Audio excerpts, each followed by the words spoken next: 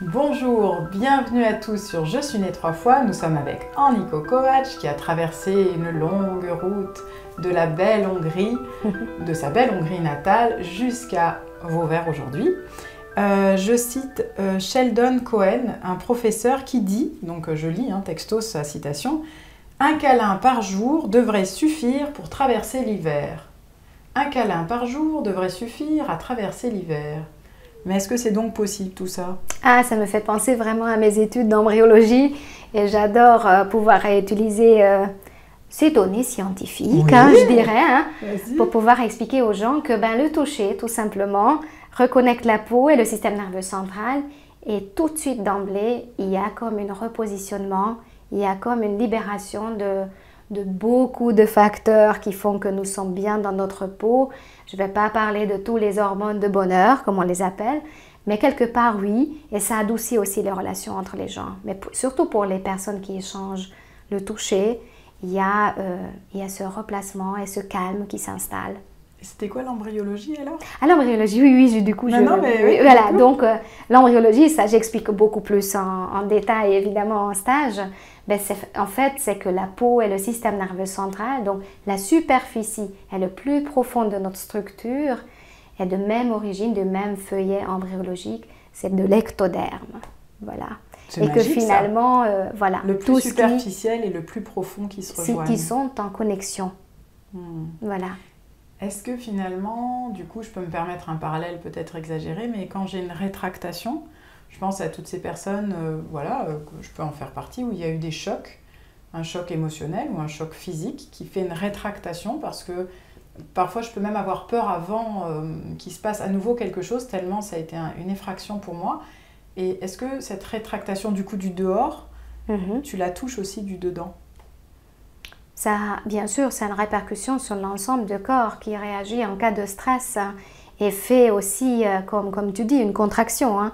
Et cette contraction, souvent même après les chutes, je découvre dans le corps, même en profondeur, par exemple au niveau des orifices du diaphragme aussi, il y a comme une contraction et finalement, c'est là aussi que nous avons notre système de régulation qui permettrait la détente si c'était détendu. Okay. Là, je pense par exemple au passage du nerf vague à côté de l'œsophage, mais ça, c'est mes points de repère. Mais comme tu dis, oui, cela peut apporter cette détente de cette rétractation impactée par un traumatisme ou la pensée du traumatisme. Alors, c'est intéressant ce que tu dis parce que je me souviens très bien que tu nous as plusieurs fois dit que le diaphragme sur une radio se voit comme une ligne. Oui, c'est une ligne blanche. Donc, nous ne voyons pas dans quel état il est. Et moi, je pense vraiment à des patients qui m'ont dit je suis vraiment embêtée parce que je suis allée et tout va bien, mais je vais pas bien. Et parfois, y en a qui disent clairement j'ai un poids ou alors j'ai une tension. Ils arrivent à décrire, mais ils n'ont pas. Du coup, ils sont même embêtés qu'il n'y ait pas un diagnostic parce que, j'allais dire, leur pathologie ou leur difficulté ne se voit pas. C'est justement que ma patiente radiologue me dit souvent, c'est que quand je vois rien sur l'imagerie ou sur simplement une radiologie et que je sais que la personne est souffrante, mais d'une manière médicale, nous ne pouvons pas mettre un diagnostic à ces gènes, à ces symptômes. Ou, ça, c'est quelque part, elle le sait sur elle-même, que le diaphragme ne se retrouve pas dans un état de détente, mais fait vraiment souvent à cause des problèmes digestifs ou simplement un tout qui s'est installé pendant un moment. Il y a l'ensemble qui reste contracté, donc ne se retrouve pas à sa place idéale agréable, mais se rétracte vers le haut, donc vers les poumons. Vers le haut. Et donc, ce n'est pas seulement que les poumons ne se déploient plus, mais le cœur reçoit une information de trop dans cette position du diaphragme, parce que le sommet du cœur se place sur la coupole du diaphragme, est en rapport très étroit.